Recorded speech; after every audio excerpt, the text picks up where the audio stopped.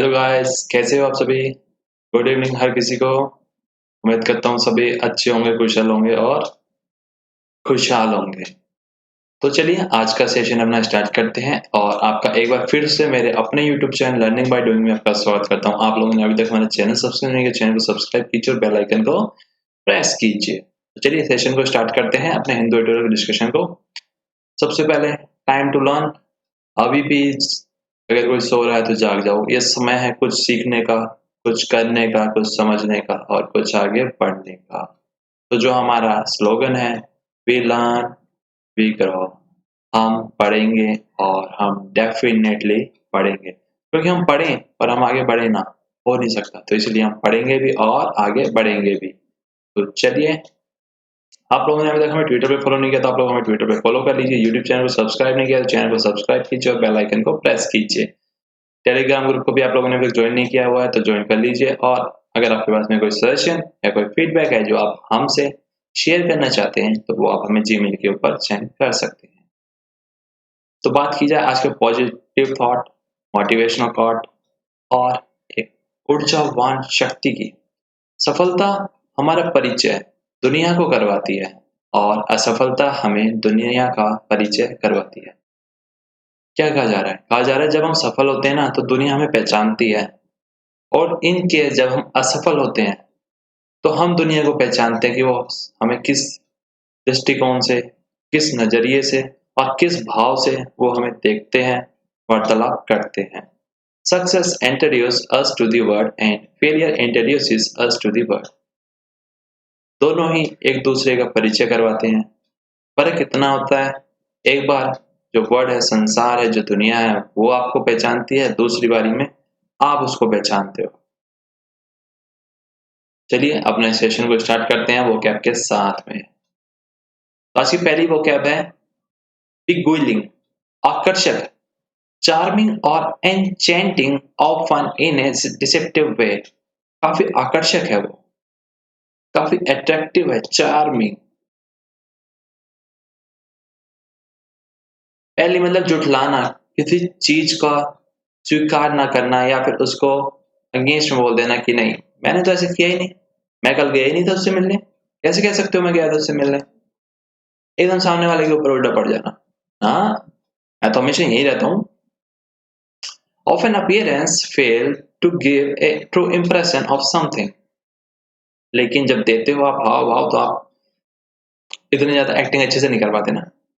Omnious मतलब मनहूस है वो तो का, giving the worrying impression that something bad is going to happen, threateningly auspicious मतलब ऐसा कुछ होने वाला है या ऐसा कुछ हुआ, उसकी हमें संभावनाएं लगती है कि कुछ ऐसा बुरा होने वाला है अपने साथ, कुछ मनहूस, यानी कुछ अच्छी चीज नहीं होने वाली है, अपने साथ कुछ बुरा होगा।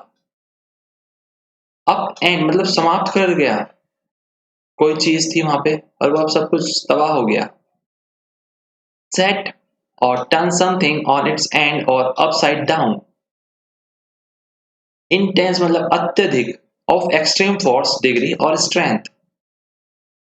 स्पेल मतलब मंत्र, और जैसे हम स्पेलिंग बोलते हैं तो उसको कह सकते हैं कि उच्चारण भी होता है। जैसे कुछ हम जो शब्दों का बोलते हैं स्पेलिंग्स हो गया, तो उनका क्या उस तरीके से आपने लिखा, क्या बोला वो।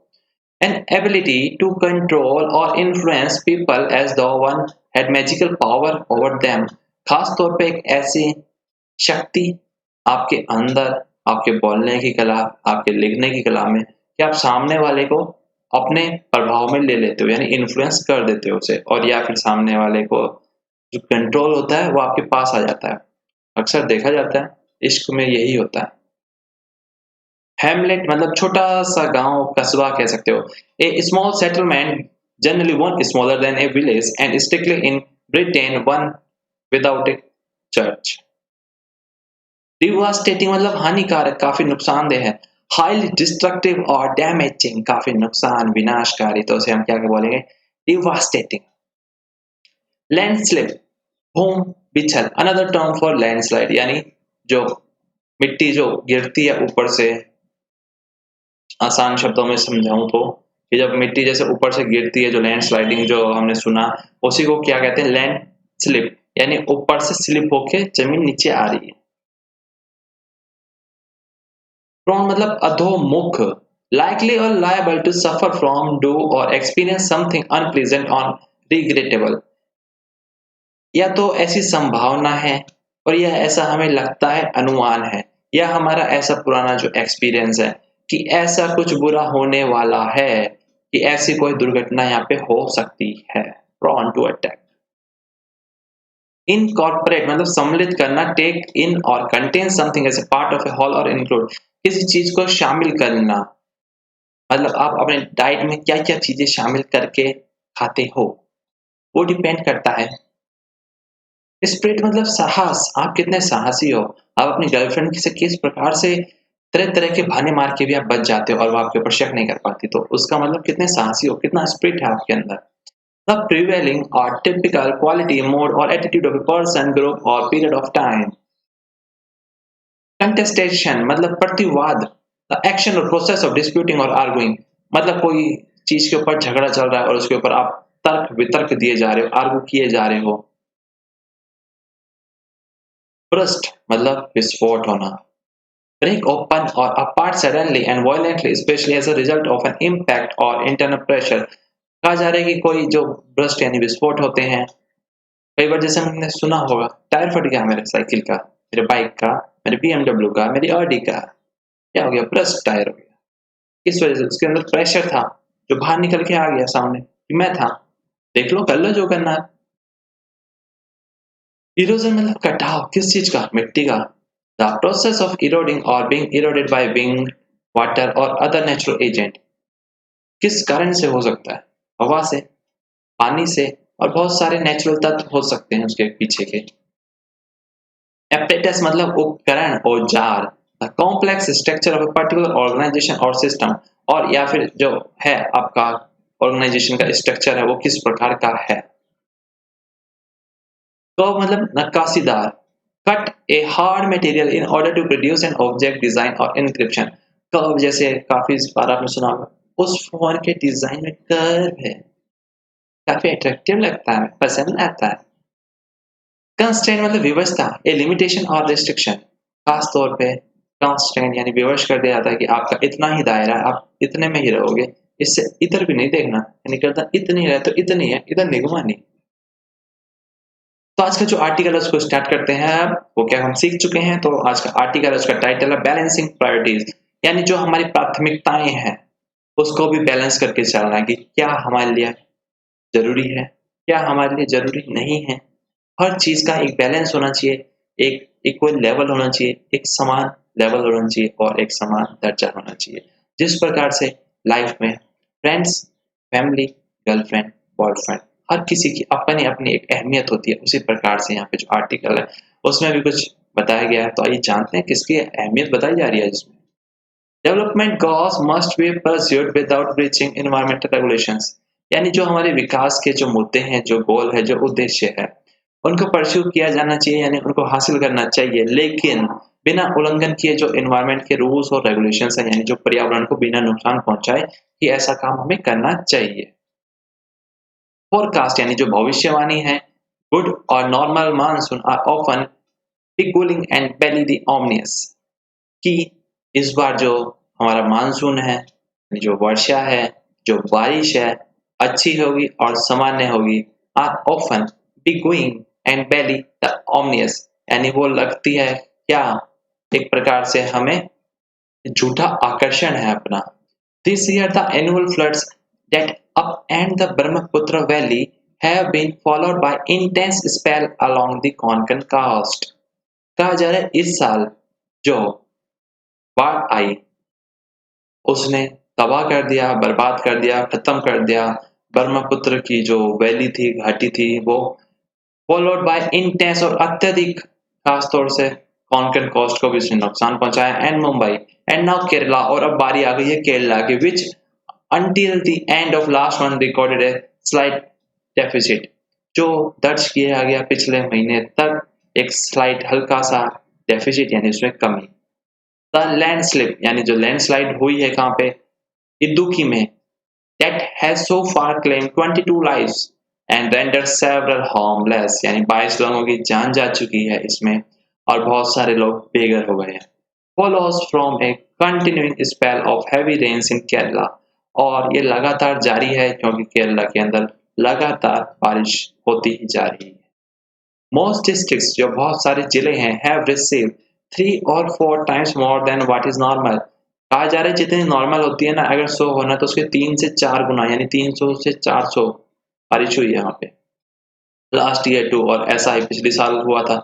Neighboring Wayanad saw multiple hamlets wiped out and the years before, कि वहाँ पे भी छोटे छोटे जो गांव थे, कस्बे थे वायनाड में, सब बह गए, तबाह हो गए, नुकसान हुआ काफी ज्यादा। द डिवास्टेटिंग, और ये जो विनाशकारी, जो तबाहकारी जो तूफान है, जो फ्लड है मतलब कि जो बाढ़ है, इन द स्टेट, राज्य में, फोर्स ए डिबेट, यानी वो एक शुरू करने के लिए फोर्स कर रही है डिबेट, यानी कि चर्चा, on the need for new models of development, कि हमें नए मॉडल्स तलाशने चाहिए विकास करने के लिए बिना पर्यावरण को नुकसान पहुंचाए।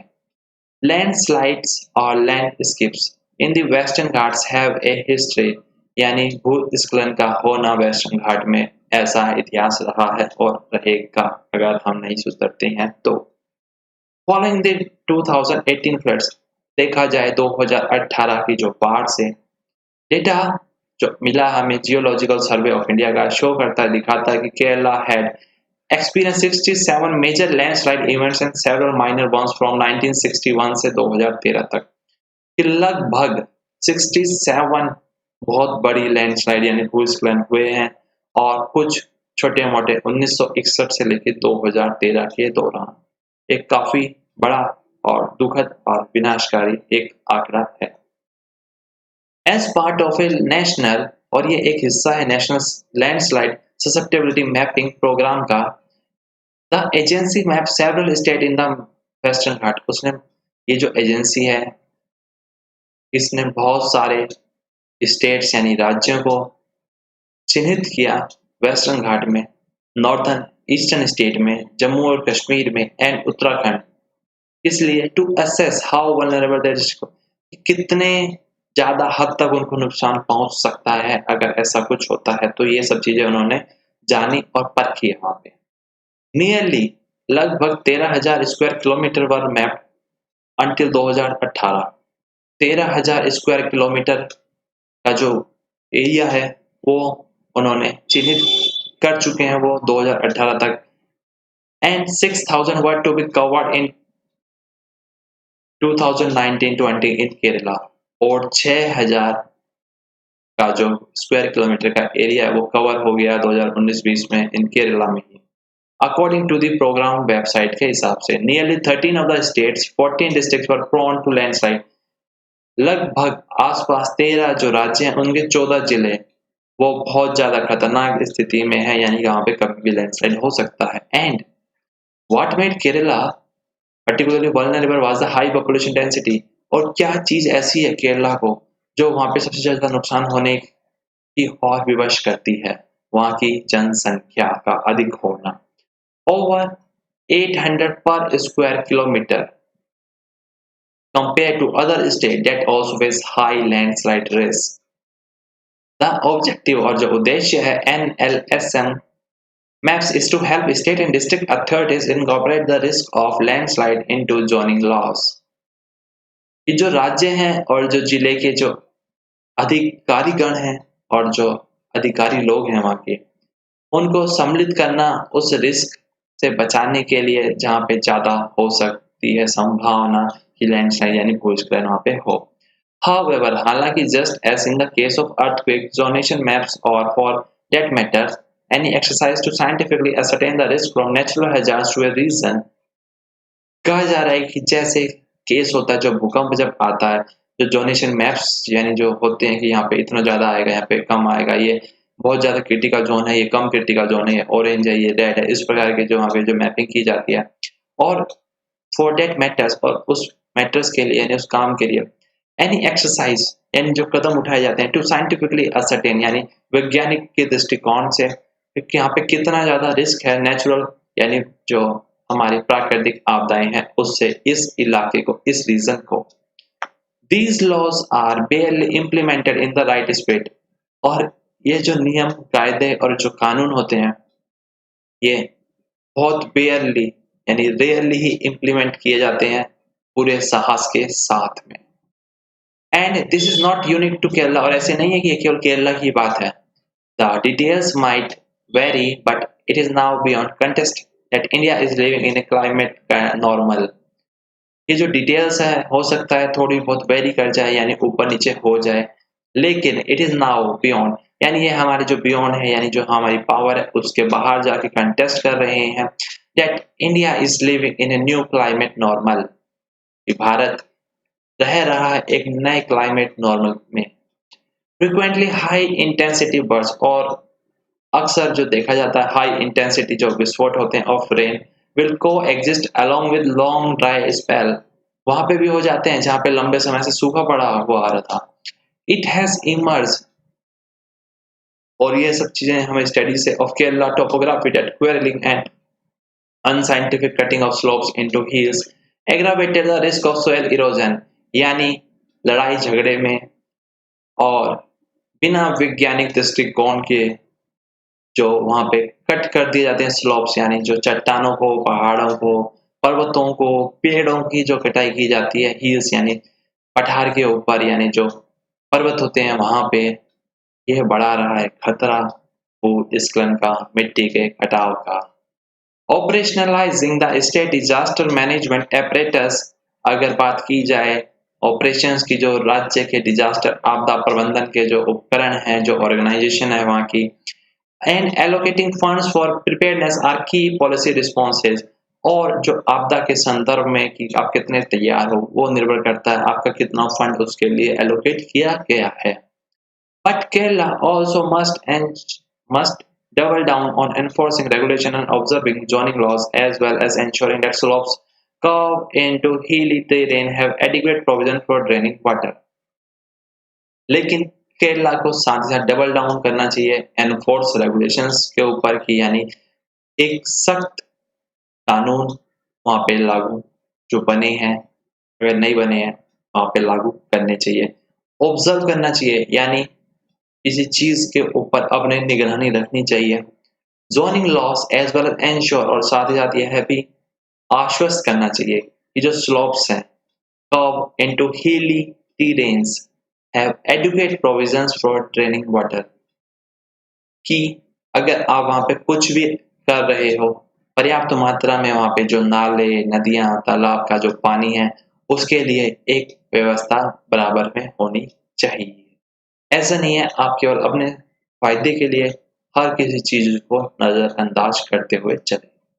A lack of compliance with such principle is often a key reason why natural hazards ends up causing a significant number of avoidable casualties। कहा जा रहा है जो आपदाएं, जो विपदाएं, जो प्राकृतिक आपदाएं हम बचा सकते हैं यानी जिनसे बच सकते हैं, किस कारण से नहीं बच पाते हैं हम, लैक ऑफ कंप्लायंस है उसका, कि हम उन सभी चीजों को फॉलो ही नहीं करते हैं जो हमारे नियम कायदे बने हैं उनको ठीक से, यह एक सबसे बड़ा कारण है। There is a cost to pursuing development goals without paying attention to environmental constraint। कहा जा रहा है देयर इज ए कॉस्ट, एक कीमत है, लागत है, परस्यू यानी जारी रखने की, डेवलपमेंट के गोल्स को यानी जो विकास करना है वो ठीक है, उसकी एक अपनी कॉस्ट है, without paying attention to environmental constraint, लेकिन साथ ही साथ हम बिल्कुल भी ध्यान नहीं देते हैं जो हमारा पर्यावरण की जो सीमाएं हैं, जो लिमिटेशंस हैं, कि अगर हम कुछ ऐसा नुकसान पहुंचाएंगे तो उसका परिणाम और नुकसान हम ही लोगों को झेलना पड़ेगा, ना कि किसी बाहरी व्यक्ति को झेलना पड़ेगा। इसलिए कहा जाता है जो भी करे लेकिन अपने दायरे में रह के करें, चाहे वो पर्यावरण के साथ दोस्ती या फिर दुश्मनी। अगर आप जितना दुश्मनी लेंगे माहौल पर्यावरण से, क्या मिलेगा आपको? बीमारियां, पॉल्यूशन, बहुत सारी चीजें हैं। तो ये था हमारा आज का आर्टिकल। उम्मीद करता हूँ आप लोगों को काफी अच्छे से समझ में आया और काफी कुछ नया जानने को, सीखने को हर किसी को मिला होगा। तो चलिए आज के लिए इतना ही। आप लोगों ने अगर हमें फॉलो नहीं किया तो आप लोग हमें ट्विटर पे फॉलो कीजिए, यूट्यूब चैनल को सब्सक्राइब कीजिए, टेलीग्राम ग्रुप को ज्वाइन कर लीजिए, और अगर आपके पास में कोई सजेशन है, कोई फीडबैक है जो आप हमारे साथ शेयर करना चाहते हो, मोस्ट वेलकम, सेंड कीजिए तुरंत हमारे जीमेल आईडी के ऊपर। तो आज के लिए इतना ही। तो चलिए bye bye, take care, goodbye, God bless you. We learn, we grow.